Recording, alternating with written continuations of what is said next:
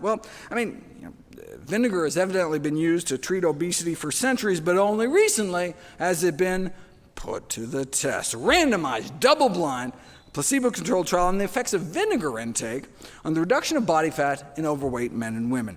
The subjects were randomized to drink a daily beverage containing 1 or 2 tablespoons of apple cider vinegar, or a control drink, a beverage that developed to taste the same as the vinegar drink, but prepared with a different kind of acid, so it didn't have any actual vinegar in it. 3 months in, the fake vinegar group actually gained weight, as overweight people tend to do, whereas the genuine vinegar groups significantly lost body fat, as determined by CT scan. A little vinegar every day led to pounds of weight loss achieved for just pennies a day without removing anything from their diet.